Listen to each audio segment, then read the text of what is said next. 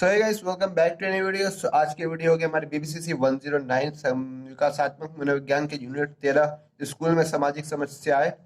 तो बहुत सारी समस्याएं होती है स्कूल में। जब आप भी गए होगे तो आपको भी हुई होगी। तो पहला तो होता है सामाजिक दबाव। सामाजिक दबाव उन लोगों को अभिव्यक्ति, आलोचना और भावनाओं के रूप में परिभाषित किया जा सकता है जो दूसरों के खिलाफ पर निर्देशित होते हैं और जो दबाव लागू करने वाले व्यक्ति को समूह के विश्वास के विपरीत करने कार्य करते हैं या कहते हैं। ये बच्चों, किशोरों के युवा बच्चों या बच्चों, किशोरों और युवा वयस्कों के बीच एक प्रमुख मुद्दा है।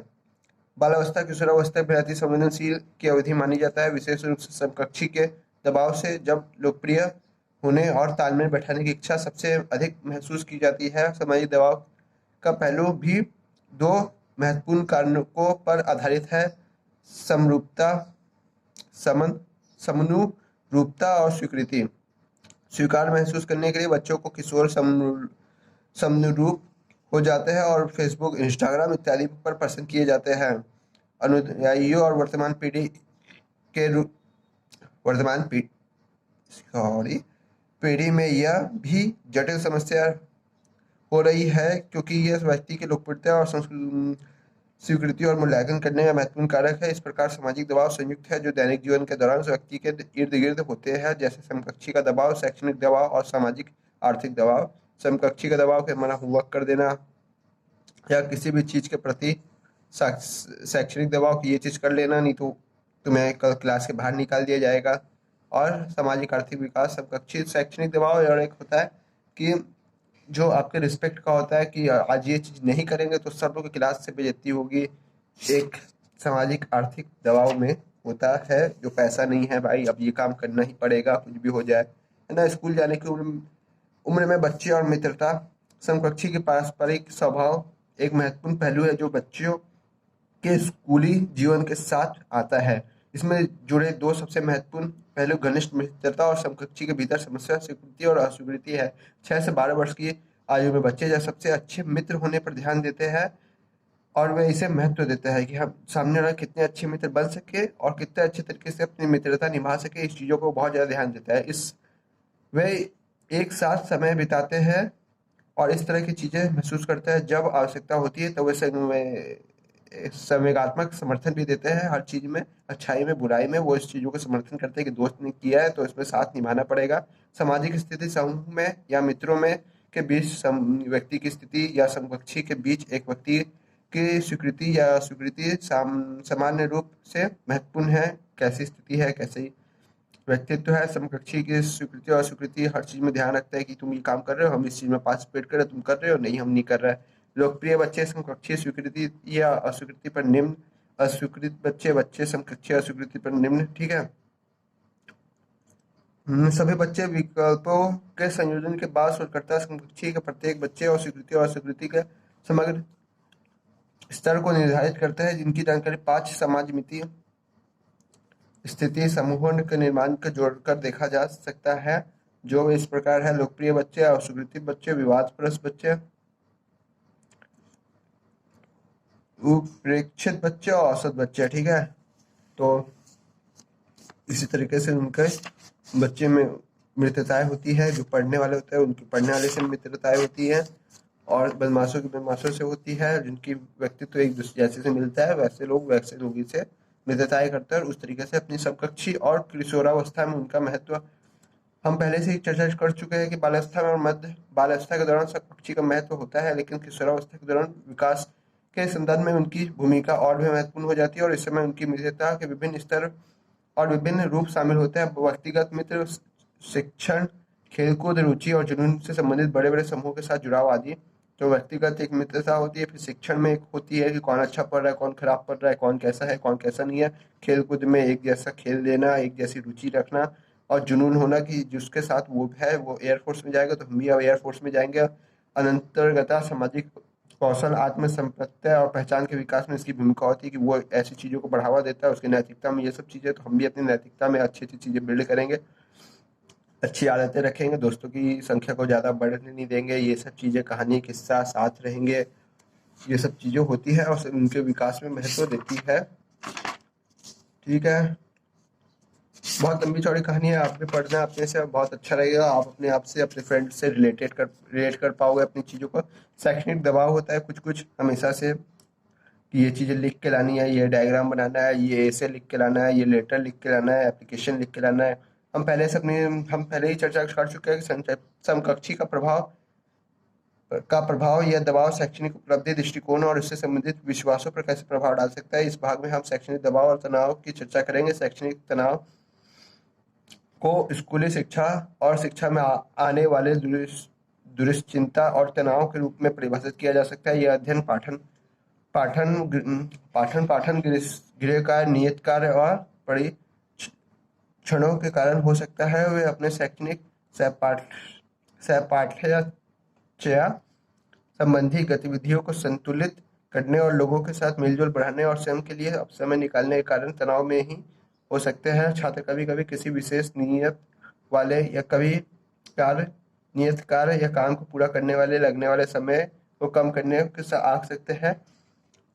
उससे उनका तनाव बढ़ सकता है, जो समय के साथ दुश्चिंता और अवसाद और अंतर्क्रिया के रूप में प्रकट होता है कि तुम्हें ये काम करने में इतना समय लगता है, हमें ये काम करने में इतना कम समय लगता है, हम ये काम ऐसे करते हैं, हमें शॉर्टकट पता है। चिंता, अब आगे हमारा डराना धमकाना, हर चीज़ में समकक्षी के संबंधों के नकारात्मक पक्ष में सताना, डराना धमकाना, हिंसा शामिल है। ये नहीं करोगे तो ऐसे कर देंगे, तुम कल वैसा किए तो तुम्हारी मम्मी को बता देंगे, हम तुमने ऐसा किया तो हम टीचर को बता देंगे, ये वो है तेन।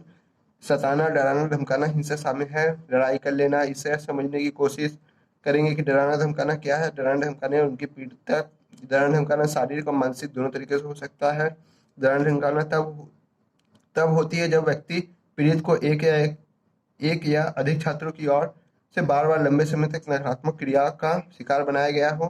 पीड़ित शिकार को बार बार आक्रामकता का निशाना बनाया जाता है ताकि उन पर सामाजिक प्रभुत्व दिखाया जा सके कि हम देखो सामने वाले को दबा सकते हैं, हम बहुत समझदार है, ब्रेव है, इंटेलिजेंट है, बहुत ताकतवर है। व्यवहार की एक विकृति श्रृंखला दबंग की श्रेणी में आती है। शारीरिक मारना, मुक्के मारना, मौखिक चिढ़ाना, नाम रखना, संवेगात्मक, दूसरों को डराना धमकाना।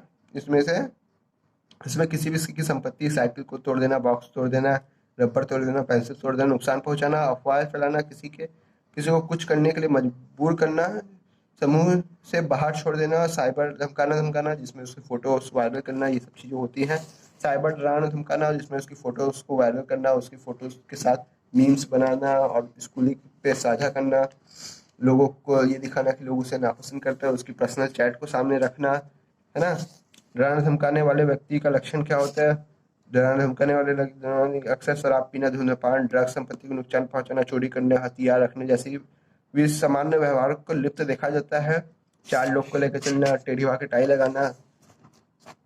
डराने धमकाने और धमकी का शिकार, जो बच्चे डराने धमकाने और धमकी के शिकार होते हैं उनमें गंभीर शारीरिक, भावात्मक और या मनोवैज्ञानिक परिणाम भुगतने पड़ते हैं। पीड़ित अक्सर दूसरों से समर्थित महसूस करता है और उनमें अकेलेपन, शक्तिहीनता और निराशा की भावना उसे दुश्चिंतित और या अवसादग्रस्त महसूस करा सकती है। कुछ मामलों में आत्मघाती विचारों के, आत्महत्या के प्रयासों के भी योगदान दे सकते हैं।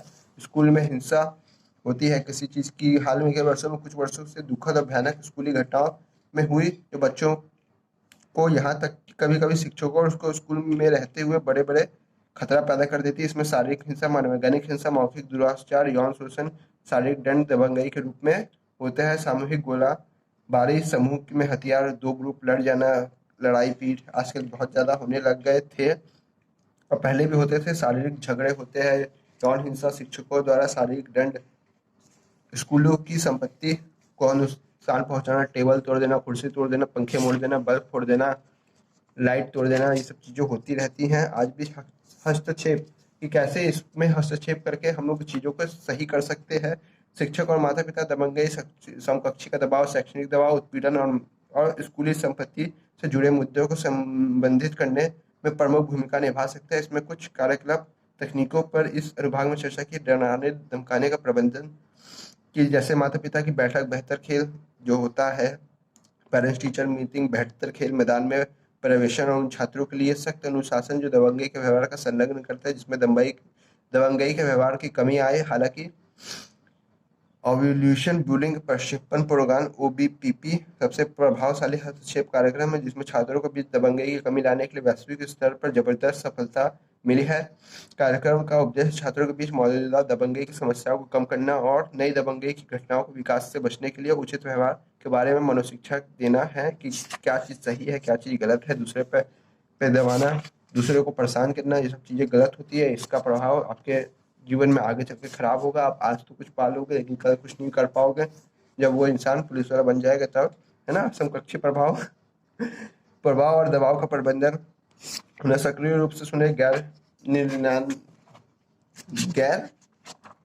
निर्णयात्मक रहे, सही और वैज्ञानिक जानकारी दे, उन्हें विश्वास विकसित करे और इसका उल्टा भी किशोरों की क्षमता और योग्यता को महत्व दें। रोल मॉडल की तरह प्रस्तुत करे, जो लोग अच्छे पढ़ाई करते हो उसे, ना कि दबंगई करने वाले को। संस्कृति और स्वाभिमान विकसित करे।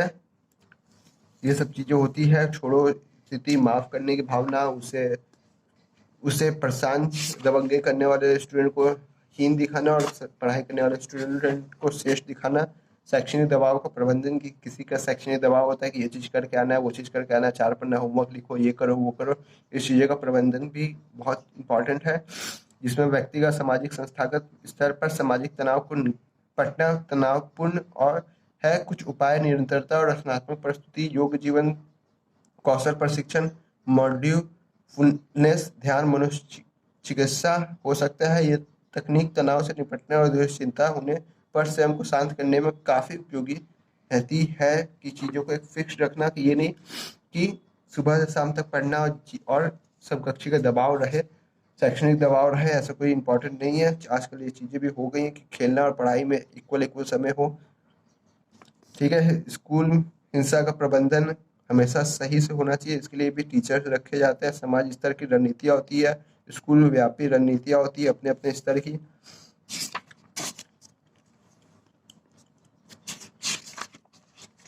पानी खत्म हो गई इतनी जल्दी। और कुछ हस्तक्षेप कार्यक्रम का उद्देश्य पारिवारिक संबंधों को सुधार लाना चाहिए। परिवार में ईमानदारी संचार बहुत महत्वपूर्ण है, जिसे बच्चों के सामने स्थापित प्रतिमान के साथ साथ उसके व्यवहार पर नजर रखने के लिए प्रोत्साहित किया जाए। कुछ निवारण और हस्तक्षेप कार्यक्रम को व्यक्तिगत स्तर पर रणनीतियों पर ध्यान केंद्रित करना चाहिए, जिसका उद्देश्य बच्चों की आक्रामकता और हिंसक व्यवहार को बदलना कम करना होता है। हिंसा बच्चों में ना हो, ऐसी चीजें घटनाएं घटे ही ना जिससे वो हिंसक रूप से आक्रामकता और अपना व्यवहार परिवर्तन हो उनके में जीवन में। वो चीज़ों को खत्म करना शिक्षक का लक्ष्य और पारिवारिक लक्ष्य होता है। इसीलिए कभी भी गुस्सा चीज़ें परिवार में छोटे बच्चों के सामने नहीं करनी चाहिए, नहीं तो उनका व्यवहार में भी वैसी चीज़ें बिल्ड होना स्टार्ट हो जाती है। अगर आपको इस वीडियो में किसी भी तरीके की प्रॉब्लम हुई हो तो आप कमेंट करके जरूर साझा करें। और अगर कोई पर्सनल प्रॉब्लम या एग्जाम से, ग्रेड कार्ड से या इग्नू से किसी भी तरीके की पर्सनल चीज़ आपको सेंड करके किसी चीज़ पे डाउट हो या प्रॉब्लम हो, तो डिस्क्रिप्शन बॉक्स में मेरी आईडी दी हुई है, आप वहाँ पे मुझे मैसेज कर सकते हो। और किसी भी तरीके की कोई प्रॉब्लम हो या ना हो, वीडियो को लाइक करना, और अगर आपने अभी तक चैनल सब्सक्राइब नहीं किया तो चैनल को सब्सक्राइब करना। सो गाइस, मिलते हैं एक नेक्स्ट लेवल का नेक्स्ट वीडियो में। Tata bye bye. पढ़ाई करो, मस्त रहो।